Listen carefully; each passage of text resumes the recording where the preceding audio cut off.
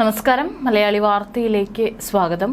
ഉത്തരവാദിത്തം ഇല്ലെന്ന് Azerbaijan airlines വിമാനം തകർന്ന് 38 പേർ മരിച്ച സംഭവത്തിൽ ക്ഷമാപണം നടത്തി റഷ്യൻ പ്രസിഡന്റ് വ്ളാഡിമിർ പുടിൻ. പക്ഷെ ഉത്തരവാദിത്തം ഏറ്റെടുത്തിട്ടില്ല. ക്രിസ്മസ് ദിനത്തിലെ വിമാനാപകടം ഏറെ ഞെട്ടലുളവാക്കുന്നതാണ്. അതിനിടെ അസർബൈജാൻ എയർലൈൻസ് വിമാനം തകർന്ന് 38 പേർ മരിച്ച സംഭവത്തിൽ അസർബൈജാനോട് ക്ഷമാപണം നടത്തി റഷ്യൻ പ്രസിഡന്റ് വ്ളാഡിമിർ പുടിൻ. ദാരുണ സംഭവമെന്നാണ് പുടിൻ സംഭവത്തെ വിശേഷിപ്പിച്ചത്. അസർബൈജാൻ പ്രസിഡന്റുമായി പുടിൻ ഫോണിൽ സംസാരിച്ചുവെന്ന് റഷ്യ വ്യക്തമാക്കി. റഷ്യൻ വ്യോമ പ്രതിരോധ സംവിധാനമാണ് വിമാനം തകരാൻ കാരണമെന്ന് റിപ്പോർട്ടുകൾ പുറത്തു വന്നിരുന്നു. ഇതിന് പിന്നാലെയാണ് റഷ്യൻ പ്രസിഡന്റ് ക്ഷമാപണം നടത്തിയതെന്നത് ശ്രദ്ധേയമാണ്. ക്ഷമാപണം നടത്തിയെങ്കിലും അപകടത്തിന് റഷ്യയാണ് ഉത്തരവാദിയെന്ന് പുടിൻ പറഞ്ഞിട്ടില്ല. റഷ്യയുടെ വ്യോമ മേഖലയിൽ അപകടം നടന്നതിനാലാണ് ക്ഷമ ചോദിച്ചതെന്നാണ് റഷ്യ വ്യക്തമാക്കുന്നത്.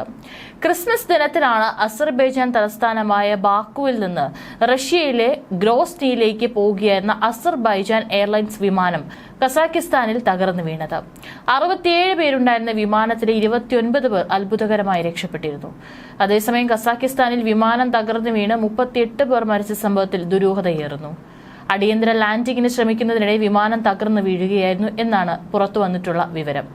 എന്നാൽ വിമാനം വെടിവെച്ചിട്ടതാകാനുള്ള സാധ്യതകളിലേക്കാണ് ഏറ്റവും പുതിയ റിപ്പോർട്ടുകൾ വിരൽ ചൂണ്ടുന്നത്. വിമാനം റഷ്യയോ യുക്രൈനോ അബദ്ധത്തിൽ വെടിവെച്ചിട്ടതാകാമെന്ന സംശയമാണ് ഉയർന്നുവരുന്നത്. ശത്രുരാജ്യത്തിന്റെ ഡ്രോണാണെന്ന് കരുതി വെടിവെച്ചിട്ടതാകാനുള്ള സാധ്യത തള്ളിക്കളയാനാകില്ലെന്ന് അന്താരാഷ്ട്ര മാധ്യമങ്ങളിലെ റിപ്പോർട്ടുകൾ വ്യക്തമാക്കുന്നു. ഇതുമായി ബന്ധപ്പെട്ട നിരവധി ചിത്രങ്ങൾ സോഷ്യൽ മീഡിയയിൽ പ്രചരിക്കുന്നുണ്ട്. തകർന്നു വീണ വിമാനത്തിൽ വെടിയുണ്ടകളുടേതിന് സമാനമായ പാടുകൾ കണ്ടെത്തി എന്നാണ് സൂചന. യുക്രൈൻ ഡ്രോൺ ആണെന്ന് തെറ്റിദ്ധരിച്ച് റഷ്യൻ വ്യോമ പ്രതിരോധ സംവിധാനങ്ങൾ ഇത് തകർത്തതാകാമെന്നാണ് റിപ്പോർട്ട്. എന്നാൽ പക്ഷി ഇടിച്ചതിനെ തുടർന്ന് പൈലറ്റ് അക്തുവിൽ അടിയന്തര ലാൻഡിങ്ങിന് ശ്രമിക്കുന്നതിനിടെയാണ് അപകടമുണ്ടായതെന്നും റഷ്യയുടെ വ്യോമയാന നിരീക്ഷണ വിഭാഗം അറിയിച്ചു. 2014 ആംസ്റ്റർഡാമിൽ നിന്ന് കോലാലംപൂരിലേക്കുള്ള യാത്രാമധ്യേ കിഴക്കൻ യുക്രൈനിൽ മലേഷ്യൻ എയർലൈൻസ് ഫ്ലൈറ്റ് MH17 തകർന്നു വീണിരുന്നു. വിമാനം വെടിവെച്ചിട്ടതാണെന്ന് പിന്നീട് വ്യക്തമായി. കസാക്കിസ്ഥാനിൽ തകർന്നു വീണ വിമാനത്തിന്റെ പിൻഭാഗത്തെ ഫ്യൂസേജിൽ അന്ന് മലേഷ്യൻ എയർലൈൻസ് വിമാനത്തിൽ കണ്ടതിന് സമാനമായ പാടുകളാണ് കണ്ടെത്തിയതെന്ന വിവരങ്ങളാണ് പുറത്തുവരുന്നത്. 67 യാത്രക്കാരുമായി അസർബൈജാനിലെ ബാക്കുവിൽ നിന്ന് റഷ്യയിലെ ഗ്രോസ്നിയിലേക്ക് പോകുകയായിരുന്ന അസർബൈജാൻ എയർലൈൻസ് വിമാനമാണ് കഴിഞ്ഞ ദിവസം തകർന്നു വീണത്. അപകടത്തിൽപ്പെട്ട 29 പേരെ രക്ഷപ്പെടുത്തിയിരുന്നു. ഇതിൽ 11 പേരുടെ നില ഗുരുതരമായി തുടരുകയാണെന്നാണ് റിപ്പോർട്ട്.